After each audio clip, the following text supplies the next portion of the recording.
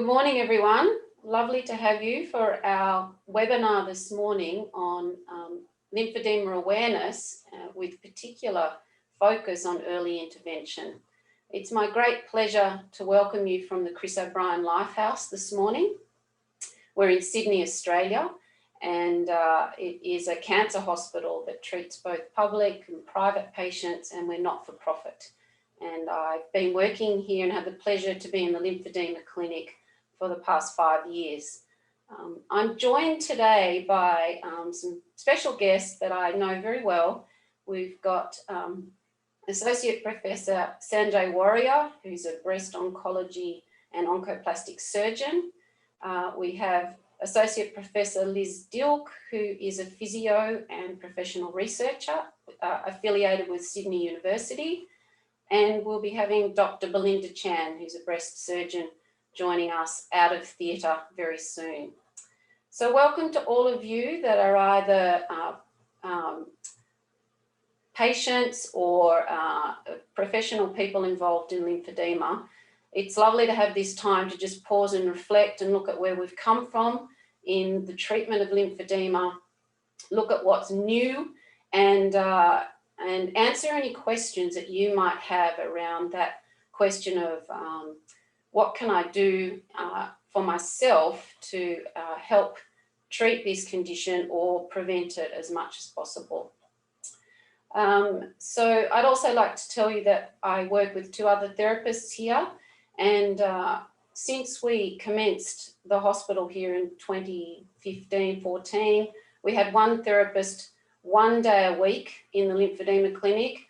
We now have 3 therapists over 5 days, and we see at least 40 people a week, around 600 people a year. So the service has really grown, and we thank anyone that's been a patient here and entrusted us with your care. Okay, so welcome again. I'm going to just share my screen with you now and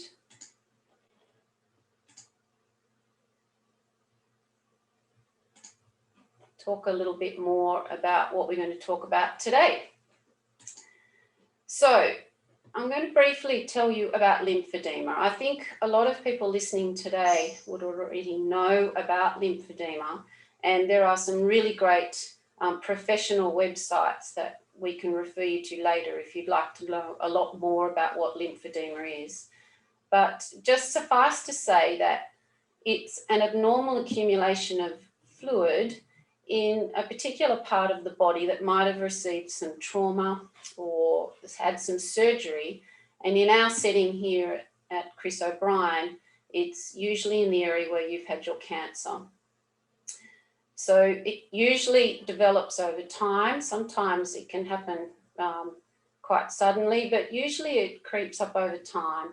And that's why we now know that early intervention is definitely best at finding that lymphedema earlier than what the naked eye can. It's a problem with the fluid in your body that's always slowly leaking out of your blood system. The lymphatics are trying to drain that fluid away from a particular part of your body, and it's having difficulty taking that fluid away at the right transport capacity compared to load. So the load is greater than what your capacity is to drain from that particular area. And usually that's a result of some lymph nodes being taken away or some of the lymphatic vessels being impeded by either scar tissue or radiation fibrosis or some other factors.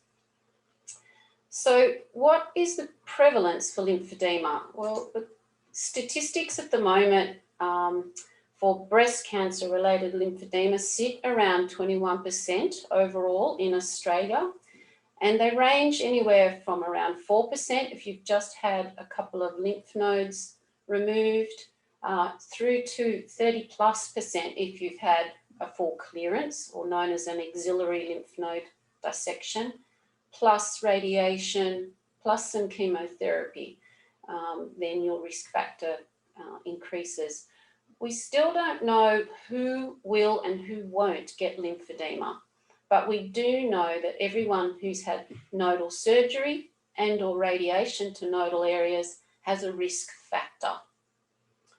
The prevalence for head and neck cancer sits quite a lot higher. We're seeing a lot more head and neck cancer here at Lifehouse, and therefore we can say from experience that we're seeing patients turn up with either internal or oral cavity or tongue or throat swelling and or external swelling.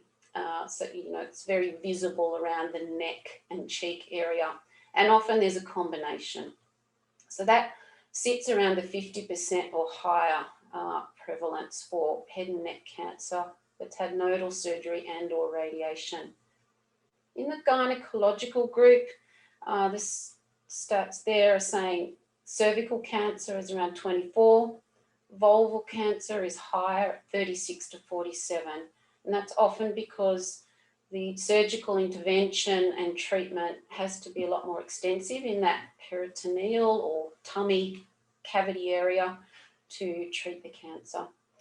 Melanoma is sitting there quite a broad range, so it just depends where the surgery has had to happen and how many lymph nodes have had to be dissected and how much if radiation has had to occur.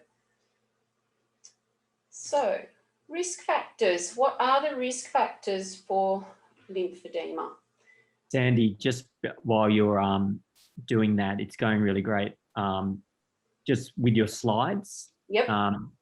If it's possible to share the screen as well. Okay. But that's all right. It's all been, you know, it's been good listening to what you've been saying. Okay. Oh, thank you, Sanjay. Fantastic. All right. Sorry about that, people. So we'll come back to, hopefully you can see this slide now. And the risk factors are location and stage of your cancer. So I think the research is saying, and Liz will speak to this very shortly, that usually the higher grade of cancer could link with your greater risk factor for lymphedema. Obviously, if you've had surgery, radiation therapy or chemo, particularly the taxane-based chemos, that will also increase your risk factor for lymphedema. There's some, I think, perhaps evidence emerging around obesity and the inflammatory response of obesity in the gut area that may increase one's risk factor. And we hypothesize that sedentary lifestyle may increase your risk factor, although I think Liz is going to let us know that that's perhaps not proven through research yet. And then seroma and infections also increase one's risk factor. If you've had, particularly if you've had infection in the area where your lymph nodes were removed. So despite all those risk factors and the percentages that I talked about before, most people still won't get lymphedema. And as we improve all our interventions, I would hope that our percentages are going to continue to come down. But nevertheless, this whole webinar is about early intervention and being aware that you do have a risk factor, and that a risk factor is lifelong. And that so with awareness, people can be empowered to do something about this, this potential problem.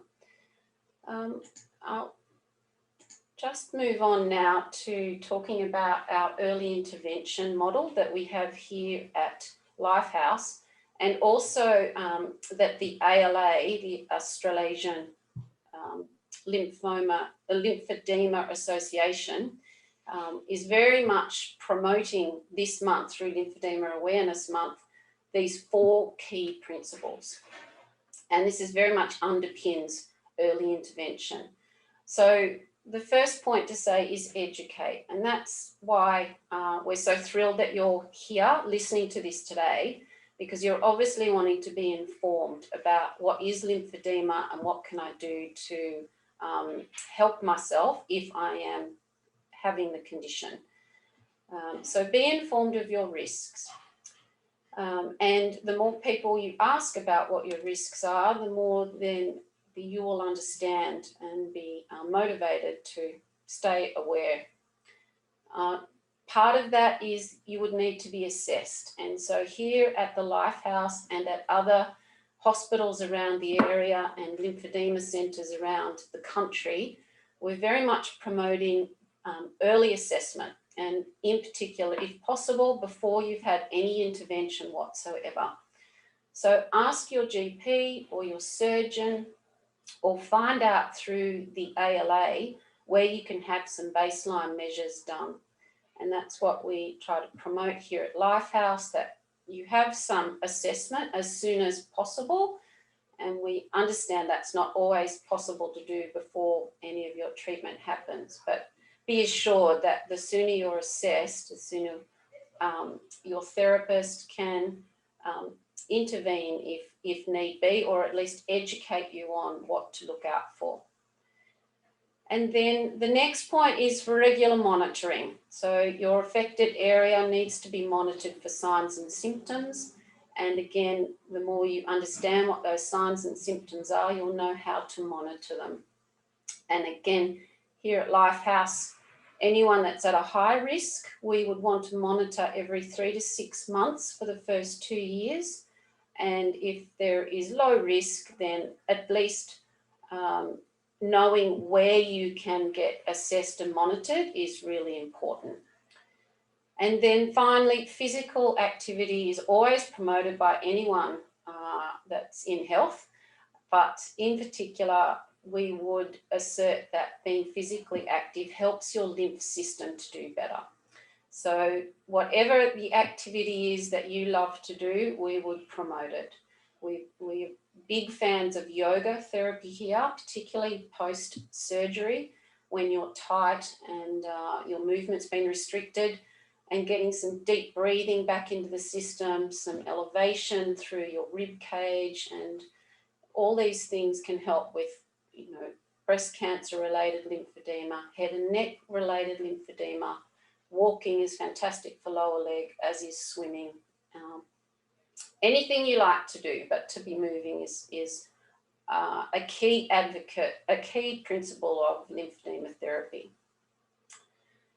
All right, well, I think I have spoken enough about these principles of what is lymphedema and what is early intervention, what you have to look out for. I'd like to bring in Liz Dylke, our professional physio researcher, who can speak about where we've come from in treatment for lymphedema and what is advocated right now. And Liz is the Vice President, soon to be President of our association, the Australasian Lymphedema Association. Thanks, Liz. Thanks so much, Sandy, and thanks everybody for joining us today. So obviously this is a very large topic, and there is many avenues that we could talk about and we could go down. And so I'm very happy for questions at the end if there's areas that I haven't touched on. But I want to sort of start out with how we've historically detected and treated lymphedema, and usually what happened in the past is we waited for patients to have significant signs and symptoms of lymphedema, so very noticeable arm swelling before any intervention was started. And at that time, it's really difficult to help manage the lymphedema and to bring it down to a size that can be more easily managed. And so that's where the research and changes in clinical practice about monitoring, education, and assessment have really led to large changes in when we're able to say that lymphedema is present or not.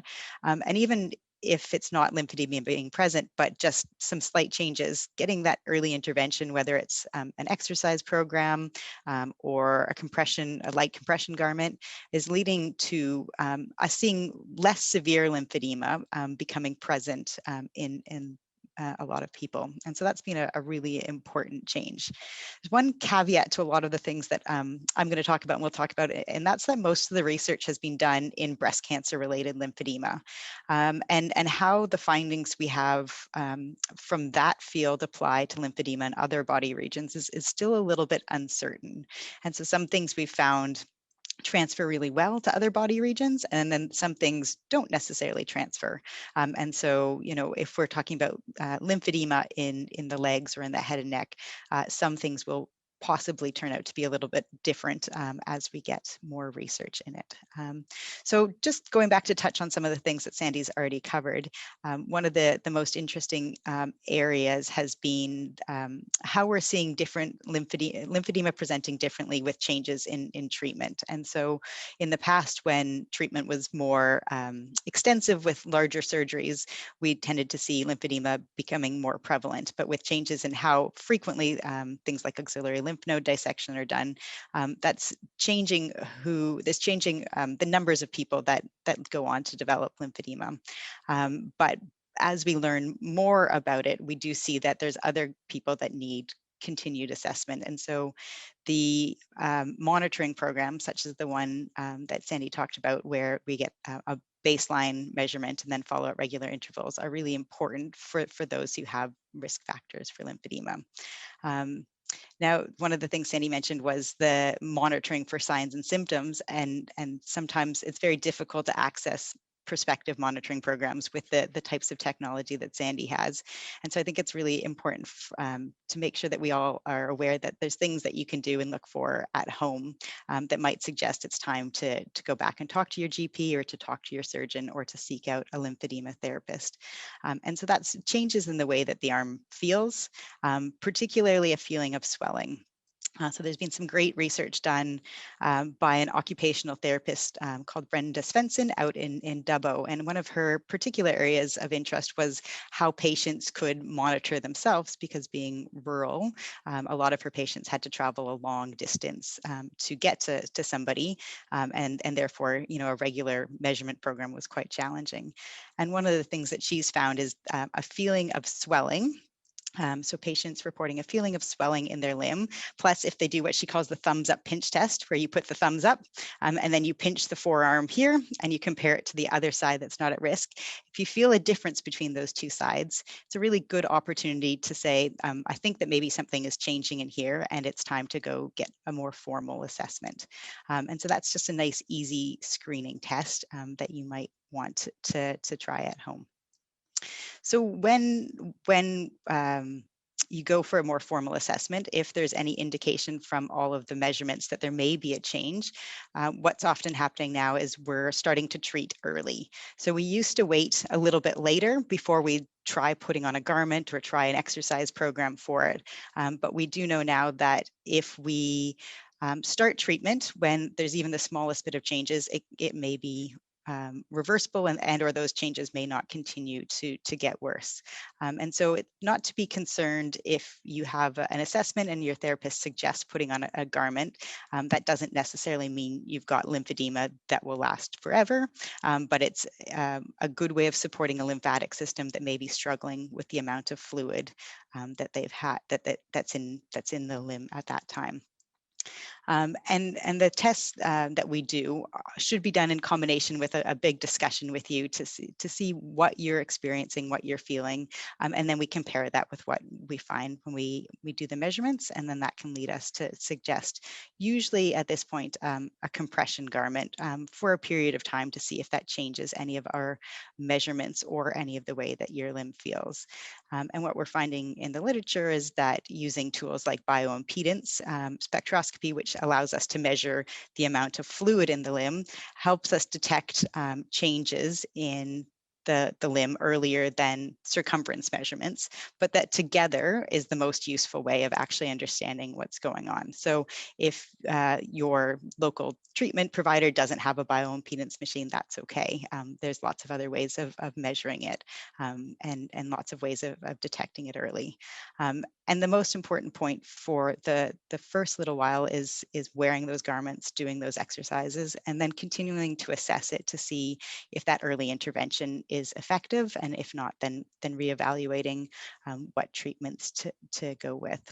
So I think that the biggest point here is that to be aware that lymphedema exists, to be aware that if you've got changes in the way that the lymph feels or looks to you, that should be enough of an indication to seek additional care, and to follow the treatment advice that you're given, because we do know that these things that we do with compression garments does seem to have an impact on our ability to stop the lymphedema from progressing for some, but early intervention will always help us to get you on the right path to management. Is there anything else you want me to touch on, Sandy? No, that is fantastic. Thanks, Liz. That's a really good snapshot of the things that our listeners can do for themselves. And I think really you've touched on the fact that the importance of perhaps having a relationship with someone who is a lymphedema therapist or who has some experience of assessing, but also helping being a coach for you to just be your own good monitorer, if that's such a word, and particularly for our remote patients, because we really do understand that you can't get in to see us as regularly as what perhaps we're recommending, but if you're well coached even over the phone or through videos, then we can, just be that point of contact to kind of troubleshoot, what's going on. But I would reiterate that many of therapists would say that wearing compression is probably one of the hardest things to do, yet the best thing to do if you have early swelling symptoms. And so it can take some perseverance to get that right, but that if your lymphedema therapist is there to troubleshoot and try and find you the best option, the most affordable option, and to encourage you to keep being vigilant with sticking to the protocols. Hello, Belinda. Nice to see you out of surgery. Hi. Sorry, a bit late. Oh, that's okay. Thanks so much for joining us. Just for our listeners who may not have met you, we've had you here at Lifehouse for quite some time, and you also operate in another, I think, a couple of other places around Sydney. So we'll hear from you in just a little bit, unless you have to duck off now and you'd like to speak first. Have you got time? No. Yep. Okay. Yep. Sorry, I've just finished. I'm in between, so perfect timing. Okay, great.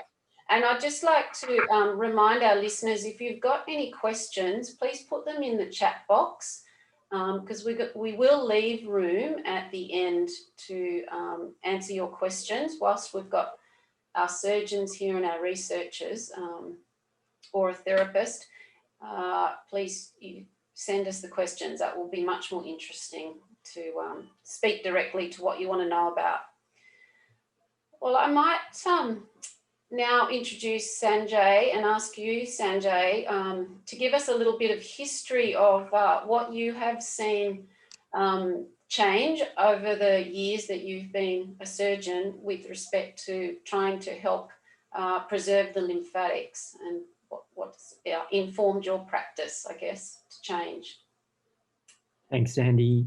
So when we look at just generally with breast surgery, with time, what's happened is that we've realised that we're able to treat the disease often quite well with multimodality and with multidisciplinary involvement.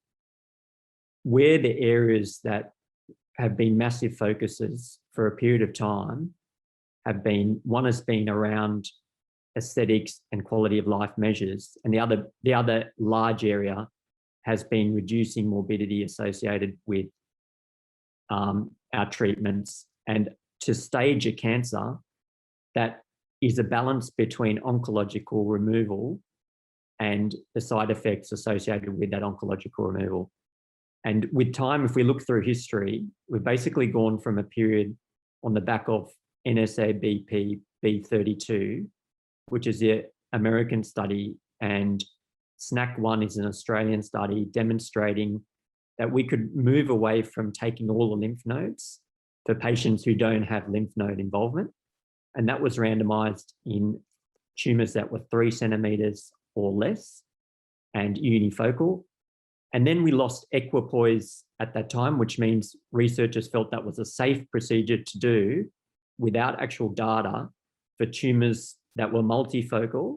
And hence it became practice around the world while we were accruing for another study known as SNAC2 in Australia, which actually had that group where we started doing sentinel lymph node biopsy. And that's in the setting of where we don't have evidence of lymph node involvement in our preoperative assessment. And how we do that sentinel node is often via dual technique. One is using a patent blue or blue dye, and the other where we can see the blue dye. And the other technique is where we can actually hear the lymph node by injecting a large metal called technetium-99, and that drains into the first lymphatics. And basically SNAC1 and NSABP32 demonstrated that was a feasibility study, that it was safe to actually perform a sentinel node, and that was equivalent when it came to recurrence of the cancer. From there, I guess that then leads into what Liz was saying relating to we've therefore seen a trend in reductions in axillary surgery. We've moved further from that, and then where we are now is even in the group where upfront we feel that they're node negative, and when the pathology comes back and we have a small deposit in the lymph node, IBCSG23 demonstrated for a micrometastasis, which is a very small deposit in the lymph node, which is less than 2 millimeters, that it's safe to avoid axillary treatment in that group. So we didn't have to go back and do a clearance for that group. At the same time, there are a number of studies running around the world. There was a Z11 study run by Giuliano, where in the node positive group, which means when you incidentally find that they're node positive at the time of surgery, that you could actually leave that axillary lymph node alone. And also the other way of treating it wasn't to actually perform an axillary clearance, but was to randomize to axillary radiotherapy. And so that's become more common in a potentially small volume axillary lymph node involvement. And that study is known as AMAROS, and that was a European study. At 5-year data demonstrated similarities relating to oncological outcomes with a reduction in lymphedema associated, at least short-term lymphedema, with the radiation arm. Then if we step back a sec and think about our treatments for breast cancer, we've actually started doing chemotherapy, if we need to do chemotherapy for node-positive disease, more commonly. And that's because in 2 subtypes, in the HER2-positive group, we actually have a 50% chance of actually not having tumor at the time of operation. And in the triple-negative group, we have a 30% chance of not having tumor at the time of operation. And particularly in those 2 groups, and in the hormone positive, it's 18%, but there's studies demonstrating they do shrink. So in those groups, now, if they're node positive upfront, meaning axillary lymph node positive upfront, we are tending now to potentially place a clip in the armpit and assess response in the armpit and adapt our axillary treatment based on our pathological response at the end. There's a study by Caudle et al. Demonstrating that if you take 3 lymph nodes, the concordance rate is very high for it correlating with the overall dissection results. And therefore, we're now moving towards an era of potentially reducing axillary surgery in that group. So we're basically taking out the sentinel node plus the clip node. And if we get at least 3 lymph nodes, if there is no cancer, even though they were node positive up front, our multidisciplinary group would generally be recommending axillary radiotherapy rather than further axillary surgery. There is a proviso that if they have, prior to surgery and prior to chemotherapy, they have 4 lymph nodes involved, then they would still be getting axillary dissection. So it is a balance between axillary oncological treatment and finding the rationale about how do we find that balance so we're reducing potential long-term lymphedema. Then on the top of that, the other way to look at it is when we talk about axillary clearance and sentinel lymph node biopsy, our sentinel lymph nodes are great the way we do it. There is a very small group that potentially have a shared lymph node where their axillary arm lymph node's the same as the sentinel node. And there are studies that are looking at reverse mapping the arm using techniques such as blue dye and ICG, and basically mapping out by injecting dyes in the upper arm and just seeing what the nodal drainage of the axillary arm is, and trying to identify if that's a shared node. That would be potentially one of the groups who have sentinel node that we may be able to identify early, that, and again, it's a low rate with sentinel node biopsy, but that they require treatments from our colleagues like yourselves. The other group that I think there may be, because a lot of our treatments have been about de-escalation, I think an area we may be able to do better is in the primary axillary clearance group, where when we do our axillary clearance, whether or not we can actually identify the lymphatic channels via reverse mapping at the time, and this is something potentially for the future, and basically identify that node and essentially rather than reducing our surgery, identify that lymphatic and do a lymphovenous anastomosis at that time. So that is something I think we will continue. And there are a couple of studies looking at that. There's Lympha, which you guys would be aware of. And then the other one is S-Lympha, which is a simplified, not a microsurgical technique, but using loops to do that venous anastomosis. So I think our goals are to provide optimal oncological clearance that's safe, but continue to strive to reduce long-term lymphedema, and it's an ongoing process and it's multidisciplinary. And that's just talking from an overview in terms of surgery.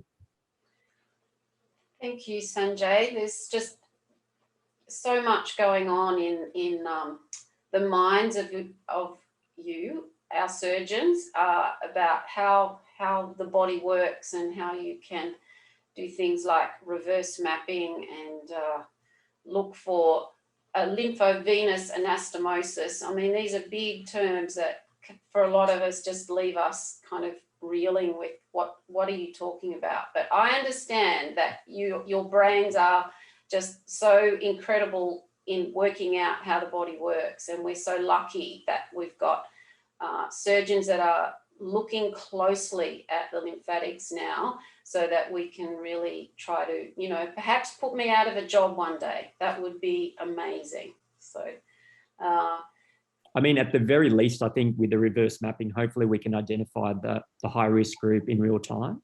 Yeah. And potentially, like, being quite novel with it, there may be a space for it, even if they're getting radiation, to identify the node that is draining the arm, reverse mapping it, and then irradiating the others. But there will be we will get more streamlined and continue to improve. Yeah. Well, fantastic. Thank you for that. Belinda, I might pull you in now and just, I might take it down to the level of how you interact with your patients, and whether you get a lot of questions or indeed any about, what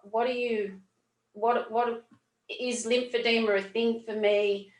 Is the surgery that I'm about to have, will that cause me lymphedema? How do you handle those kind of very, emotive questions from your patients? Yeah, thanks, Sandy. I think there's, one thing about lymphedema is that we're not only talking about the lymphedema of the arm, but also of the breast. And that's an important thing that I like to just to make clear to patients, because I think sometimes the breast lymphedema, especially if there's breast conservation, so if you're leaving some breast tissue behind and then they get radiotherapy after that, there can be some longer term issues with breast lymphedema as well.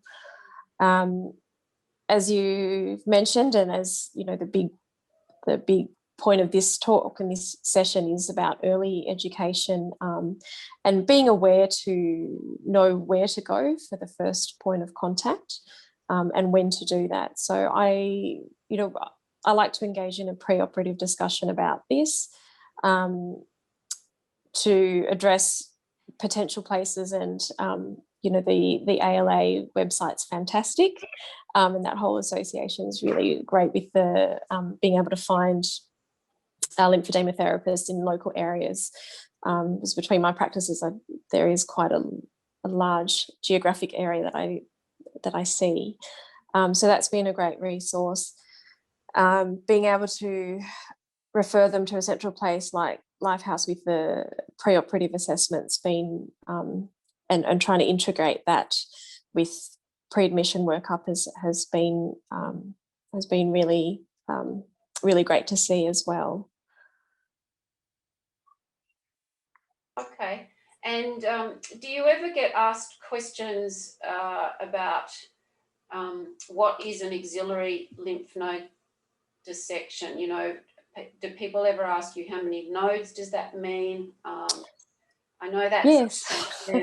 surgeons, but I'd just be interested to hear your.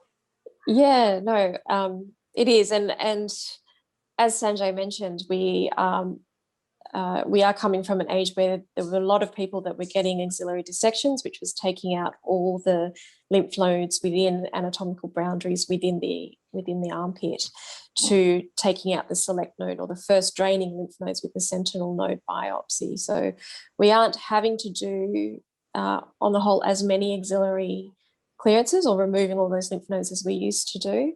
But on average, every person has a different number of lymph nodes, and performing the axillary clearance or removing those lymph nodes, for us as surgeons, we don't go by anatomical boundaries. And the way I like to see it is that it's basically a package of fat that sits between four boundaries, a couple of nerves, a couple of veins, a couple of muscles, and it's all packaged into a pyramid shape. So we look out for those edges, and we basically take out all the that package of fat, and within that will be X number of nodes, and anyone can have anything from 6 to 16 to 26, or even 46 lymph nodes in there. Everyone is different, and the final number doesn't matter so much because it's different for everyone. Oncologically, we're looking at the number of lymph nodes, so the ratio for the number of nodes that are involved versus not being involved. And once we take out that package of lymph nodes, then obviously the drainage of the arm is going to be different. And again, back to the early intervention and being aware of the signs and symptoms to look out for. It was interesting that Liz was talking about the feeling of swelling that people were commenting as an early sign. I do find that I have a lot of patients that describe heaviness, and I think that's quite an important change in feeling or sensation, that it feels heavy before it actually starts to look heavy. So I've found that when patients start describing that new feeling of heaviness in their arm, to send them off for an early intervention.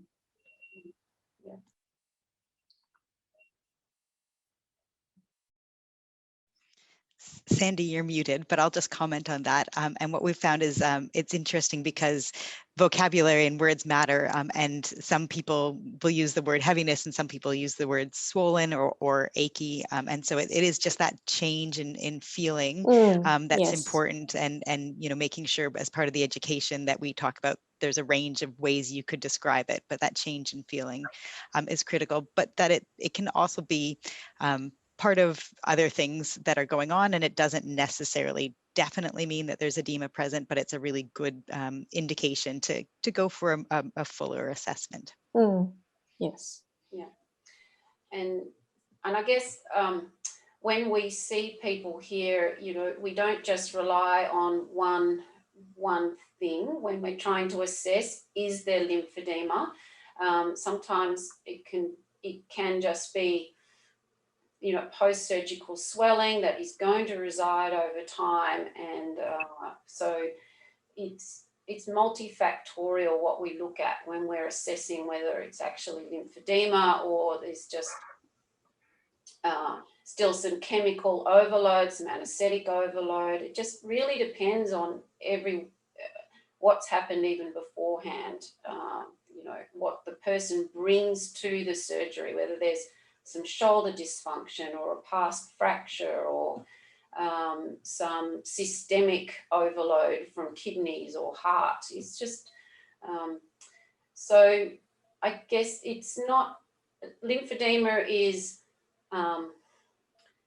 it's not always evident right from the get-go what you're dealing with. So we try to ask a lot of questions, do a lot of assessments, and that's where we're lucky that we do have more and more technology now to help us with that. But if there is no technology available, the good old tape measure can be excellent. In the area of breast, tape is not so useful. So we've got other, some therapists have got other devices now that can measure the percentage of water content through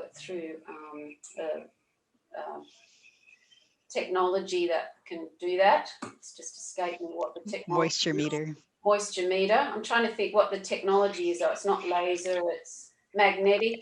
Yeah, electromagnetic signals. So we're trying as therapists all the time to come up with ways to assess. So we actually know, are we dealing with something or is it just, you know, not actually lymphedema?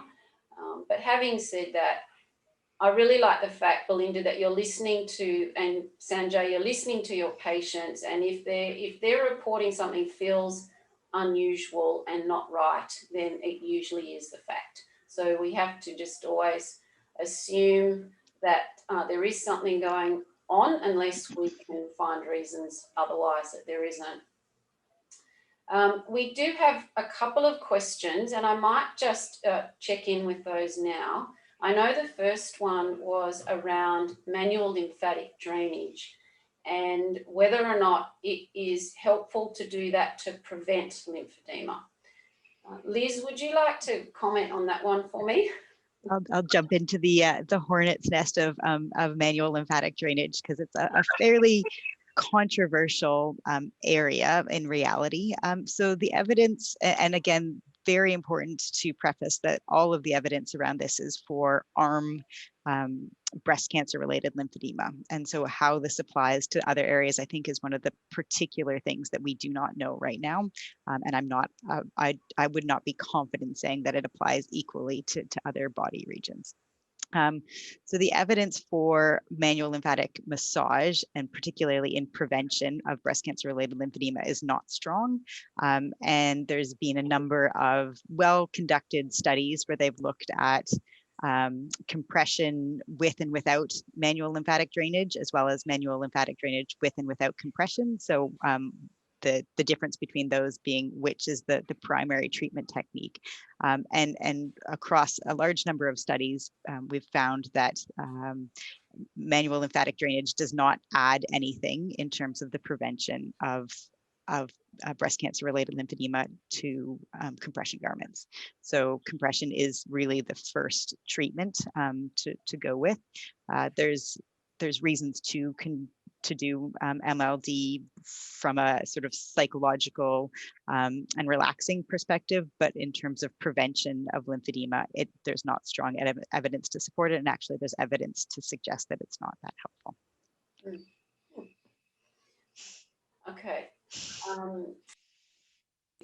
Oh, and then the other question we've just had was around what is the approximate risk of lymphedema in a patient who has undergone sentinel node biopsy versus the axillary lymph node dissection.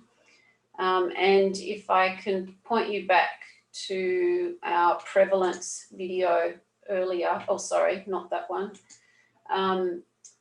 the research, I think, as far as I'm aware, Liz, is still around a 4% risk for sentinel node biopsy, as opposed to overall, there's a 20% risk for breast cancer-related lymphedema if you've had surgical intervention. But it's a little bit hard to give a number exactly for axillary lymph node dissection, but in excess of the 20%, more up towards 30%, depending on perhaps how many nodes are taken and if you've had radiation and chemotherapy as well, which is often the case. So there's quite a range there, and if one has only had sentinel node biopsy without any radiation, your risk is extremely low, and I guess a little bit higher if you've had to have the radiation as well. Anything? Yeah, yep. Yeah, no, I'd say generally the dissection 15 to 20%, and with sentinel node biopsy 5%.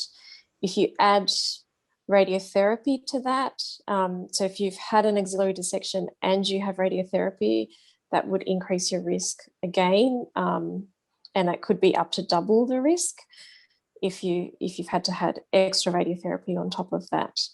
Now we're moving towards, if we're doing more sentinel nodes or targeted dissections, but giving more axillary radiotherapy as opposed to breast radiotherapy, then there's also a risk of lymphedema from that. So then it's now become a balance of, at the top you've got having taken out all your lymph nodes surgically with an axillary dissection. That's probably the highest risk of lymphedema. The next step down from that would probably be taking a couple of the nodes, but then they've been involved with a little bit of cancer, so then you get some extra radiotherapy for that. So the risk of lymphedema for that is a bit lower than having a full clearance, but it would be higher than if you just had a sentinel node biopsy or just a couple of nodes taken, but you didn't get any auxiliary radiotherapy. Yeah. And Liz, you'd say the research is all confirming that? Yeah, I think it's been, so the challenge has been that there's been different definitions between countries and between research groups on what is a biopsy versus a dissection. And then one of our biggest challenges in the field of lymphedema is a lack of agreement on an objective threshold for saying when lymphedema is present from a research perspective. And I think that's important because, as we've talked about a few times, when in a clinical situation, we take together a lot of different things to determine if swelling and or potentially in the future lymphedema is present. But in research, we tend to have a single threshold that says you've got it or you don't. And so that causes some complexity in the assessment. But I think, if we sit around 5% for less lymph nodes removed and 15 to 18 to 20% for more lymph nodes removed, that covers some of that ambiguity that we have in the literature. And I'd like to point out that those statistics are still meaning that so many people don't get lymphedema. So that is horrific news for our community. And my great hope is that it just becomes even less so as our technology improves. But I still think we've got such a way to go in people having awareness about lymphedema, what it is. I still have people constantly telling me they've got lymphoma. So it's, even the language that we have is a little bit tricky, and we still have, as lymphedema therapists and through the ALA, I know this is such a huge target for them, is to just keep the awareness going. And so the more our surgeons are not obviously scaring people to death that they're going to end up with lymphedema, but just even being pointing their patients towards good information like what's on the ALA website, or just even giving them some knowledge that they have a risk factor. I truly believe that's very important. People need to be empowered, and they so many of our breast cancer people would say, I'd prefer to know than not to know that I have a risk. So that's just a little plug from my end as a therapist. Sandy, can I ask you something from a time perspective? If you could just talk a bit about, does the risk reduce with time? Do you see, is there still people that are coming to you that have sort of late onset lymphedema? Is it always going to be something that's going to be a risk for them even 5 years, 10 years down the track because their lymphatics are altered? Yeah, great question.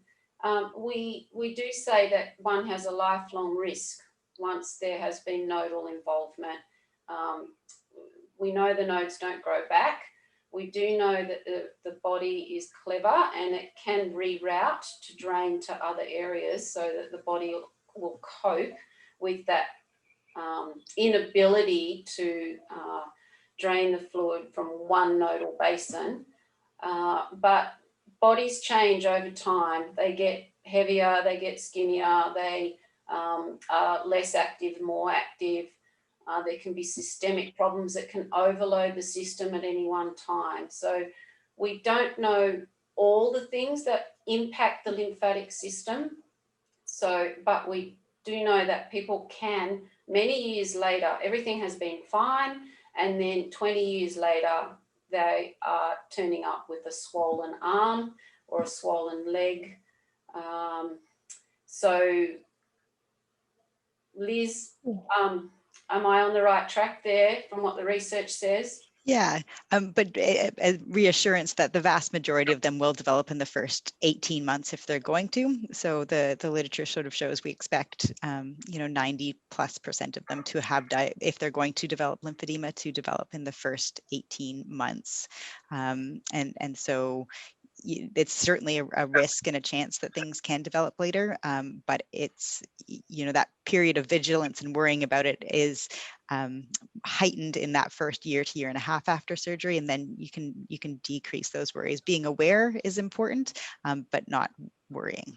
Yeah, and again, I'd reiterate that's in the breast cancer community.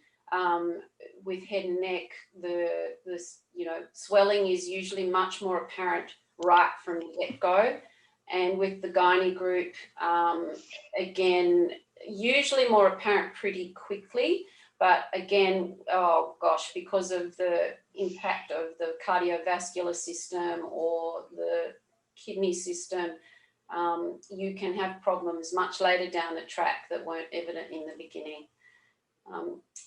I've got one more question, and that is, what is the incidence and likelihood of breast or chest wall lymphedema following breast reconstruction? Really good question. I don't have any stats on breast or chest wall. I could talk a little bit to it. So there's been not that much research done in this area, and we do have one large study looking at it currently. So hopefully if we come back and talk again next year, we can update this a little bit. In general, the evidence has been that we see more breast and chest wall lymphedema in those who have the breast conserving surgery, so just who have the wide local excision, rather than those who have mastectomy and reconstruction. And there is some evidence from some large systematic reviews, which is where they bring together results from lots of different studies to show that that lymphedema incidents are lower in those who have breast reconstructions. Now, most of that research has looked at lymphedema of the arm rather than the breast, but there is some evidence that's suggesting potentially reconstructions is helpful. Just anecdotally, I would say that radiation has a big impact on chest wall or breast lymphedema. But I'm sorry I can't illuminate with any statistics, but that's when I mostly see it is post-radiation, or if there's been infection, like an unlucky cellulitis infection post-surgery. I have a patient currently who's just had bilateral mastectomy and radiation, and then there was an infection soon after, and so she now has some lymphedema in that chest wall. So yeah, look, and again, we don't know how we're going to heal. Everyone has a different healing capacity, but being able to look after one's skin and keep it as healthy as possible prior to perhaps your surgery or radiation happening, and then immediately after, will perhaps lower your risk factor for infection, which then can lower your risk factor for lymphedema. I've got a couple more questions before we finish up. Is there any hope that lymphedema services will be included under Medicare? I can speak to that one. So the ALA, as well as numerous other groups, have been very active in campaigning to get lymphedema services included under Medicare. It's a ways away, but it's something that we're certainly working on. We've met with the Department of Health at the federal government level many times this year already, and it's a continued activity that we're focusing on. So it is something that you know, there's a lot of advocacy work going into it, and it's something we hope to see in the future. Yeah, a shout out to those that are working on that, because that's a long slog, but such a worthwhile one. And equity of access is enormous in this area, and it's an expensive condition to manage. And we're always trying to make access here affordable, as I know all other centres are as well. So a shout out to our sponsors as well that help us provide money, like Sydney Breast Cancer Foundation and Dry July, that help us to afford some people that can't have treatment to have it. Can I just double check, because I've sent patients to their GPs to get their allied health referral to help with some rebates. That's still applicable? I know it's only 5 treatments a year or something, but it's better than nothing. And it's a co-fund, Belinda, so it's not, doesn't cover the full cost. No, yeah. But it goes, you know. And that's actually coded as seeing a physio rather than as a lymphedema service. And so we're looking to get a lymphedema item number, which would cover more treatments, hopefully. But it's as you say, a long process. But currently they can still do that, access using that? Yeah. It can be part of that, the extended primary care plans. I've got one question here, which Liz, you and I probably have to speak to, but it's about advanced prostate cancer group developing lymphedema for genital, leg and truncal, and more early awareness for these men. 100%. And this is where we always caveat that so much of this has been done in breast cancer related lymphedema. And there has been some of the reluctance that occurred in the breast cancer world 20 years ago is still to discuss it and to acknowledge it as an ongoing risk still occurs in other cancer worlds. And so I think the fact that we are talking about it here and need to continue to push for more awareness of it is really critical, because it is an underserviced and understood group as well. Yeah. And if that's coming from a patient asking that question and not a clinician, I would say that if you can get aligned with a lymphedema centre that has some bioimpedance technology, that would allow you to be assessed and compare your limbs, or your legs to each other, or your legs to your arms, to see whether you're in a normal range for swelling, and it can pick up quite quickly if you are out of normal range, and perhaps prompt you to have treatment, which we know will give you better results than if you just allow the swelling to dwell there for quite some time. as I think is written in the question, it's about that early awareness. So that same things we've been talking about of if the legs feel different, if they feel swollen or heavy, that, you know, seeking further care and advocating for yourself for further care, because there isn't good awareness that this can happen, that sometimes the, you know, GP and things are not necessarily responsive to refer on.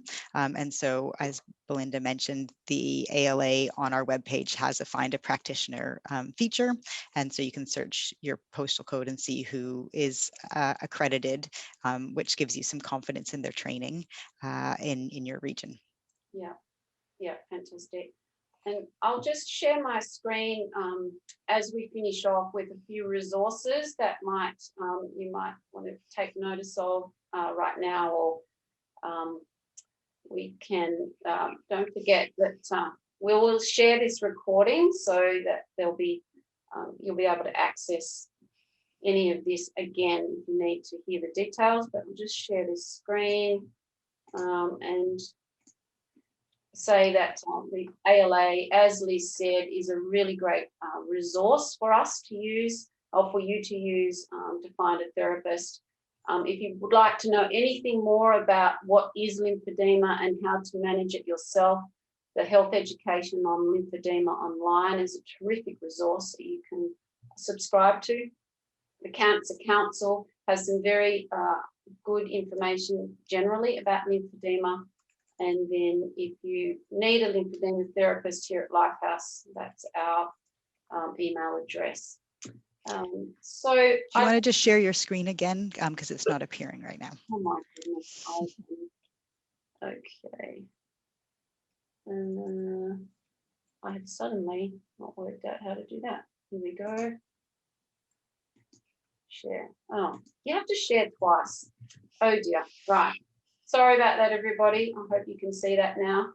I'd like to finish up and say thank you so much to Liz, Sanjay and Belinda. It's been a delight to partner with you and answer all these questions and let people know about what is the latest in trying to work around this subject of lymphedema and try to prevent it and give the best outcomes to our patients. And thank you, Liz, for all the research you do in the background to really clearly show what works, what perhaps is just anecdotal, and to keep informing us and inspiring us to be better therapists.